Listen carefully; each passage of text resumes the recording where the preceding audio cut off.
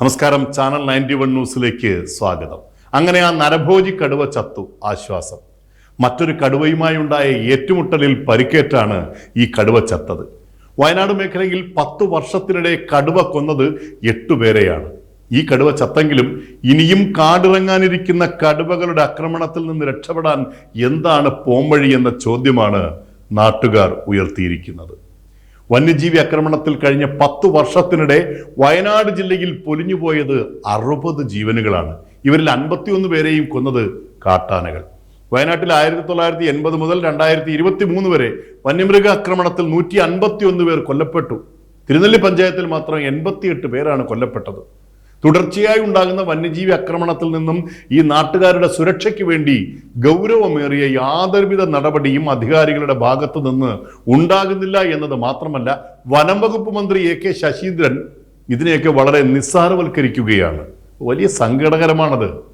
Air condition ചെയ്ത മുറിയിലിരുന്ന് TV കണ്ട് കേവല അഭിപ്രായങ്ങൾ തട്ടിവിടാൻ എളുപ്പമാണെന്നും വയനാട്ടിൽ ജനങ്ങൾ അനുഭവിക്കുന്ന ബുദ്ധിമുട്ടുകൾ അവിടെ താമസിച്ചാൽ മാത്രമേ മനസ്സിലാകൂ എന്നും പറഞ്ഞത് നമ്മുടെ ഹൈക്കോടതിയാണ്.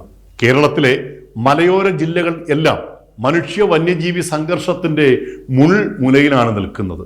നമ്മൾ നേരിടുന്ന വന്യമൃഗ ഭീഷണി എത്രമാത്രം ആപൽക്കരവും ഭയാനകവുമാണെന്നതിന് തെളിവായി ഓരോ ദിവസവും ഭീതിപ്പെടുത്തുന്ന വാർത്തകൾ ഇങ്ങനെ വന്നുകൊണ്ടേയിരിക്കുന്നു. കാപ്പി പറിക്കാൻ തോട്ടത്തിലേക്ക് പോയ രാധ എന്ന പാവം സ്ത്രീയെ ഈ നരഭോജി കടുവ പിടികൂടി 100 മീറ്റർ ദൂരത്തിലേക്ക് വലിച്ചിഴച്ചു കൊണ്ടുപോയി. ശരീരഭാഗങ്ങൾ മിക്കതും ഭക്ഷിച്ചു. എത്ര ഭയാനകമായ മരണമാണ്! ഈ പാവ സ്ത്രീയുടെ മരണത്തിന് ശേഷം 3 ദിവസം പഞ്ചാരക്കൊല്ലി മേഖല അനുഭവിച്ച കൊടും ഭീതി നരഭോജി കടുവ ചത്തതോടെ താൽക്കാലിക ശമനം മാത്രമാണ് ഉണ്ടായിരിക്കുന്നത്. വയനാടിന്റെ വന്യജീവി ആക്രമണങ്ങൾക്ക് ശാശ്വത പരിഹാരമാണ് വേണ്ടതെന്ന് അധികൃതർ ഇപ്പോഴും തിരിച്ചറിയാത്തതാണ് അത്ഭുതം. കഴിഞ്ഞ 22 വർഷത്തിനിടയിൽ മരണപ്പെട്ടവരെ കൂടാതെ വയനാട് ജില്ലയിൽ 645 പേർക്ക് വന്യമൃഗങ്ങളുടെ ആക്രമണത്തിൽ ഗുരുതര പരിക്കേറ്റു. 250-ൽ പരം വീടുകൾ വന്യമൃഗങ്ങൾ ആക്രമിച്ച് തകർത്തു. 100-ൽ പരം വാഹനങ്ങൾ തകർക്കപ്പെട്ടു. ഹെക്ടർ കണക്കിന് ഭൂമിയിൽ കൃഷിനാശമുണ്ടായി. നമ്മുടെ മലയോര മേഖലയിൽ താമസിക്കുന്നവർക്ക് ഉൾവിറയലില്ലാതെ വീടിന് പുറത്തിറങ്ങി നടക്കാനാകണം. സമാധാനത്തോടെ അന്തിയുറങ്ങാനാകണം.